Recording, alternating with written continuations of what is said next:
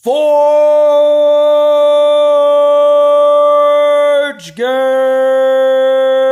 Let's go! This is your host, the Warhammer, coming back with Dragon Ball Z Clash, the 10 billion powerful warriors.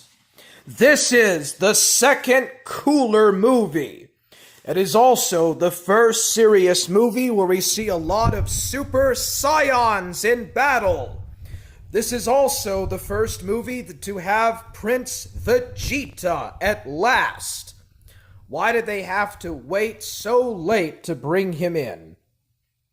So this movie transpires mostly on planet New Namek.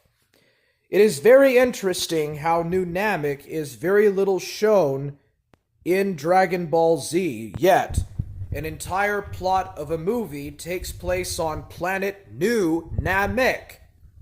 The Cyclopean guards from the Big Geta star invade New Namek and enslave the Namekians to butcher and eat them for food and harness them as slaves, while the Big Geta star eats up the planet and uses its core to power itself.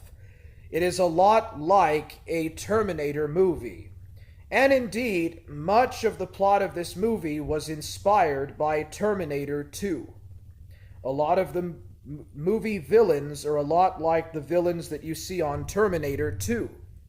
So Goku, Gohan, Master Roshi, or the Mutant Roshi, Kululin, Piccolo, Yajirobe, Vegeta, and they all go to planet New Namek and they fight against the Cyclopean guards.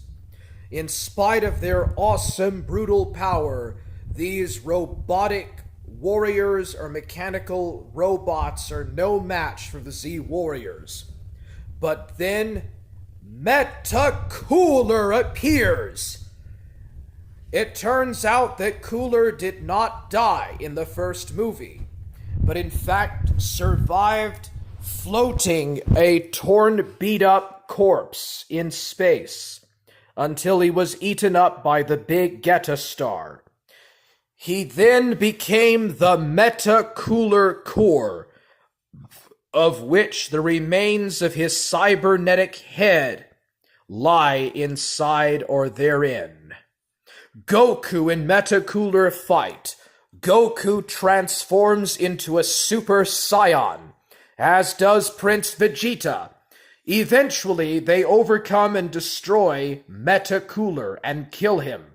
But then, 10 billion powerful Meta Coolers appear, having been manufactured from the raw core minerals within planet New Namek and processed through the Geta star. Eventually, Goku and Vegeta are inside the Meta Cooler core in the Big Geta star.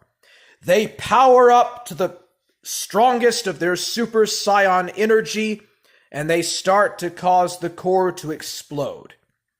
In spite of a giant cyborg Meta Cooler trying to stop Goku, Goku successfully fires a Kamehameha-like ki blast, perhaps even a Genki Dama. In fact, I think he does fire a Genki Dama and destroys the core. Cooler finally dies. All that is left of him is incinerated to ash and he dies.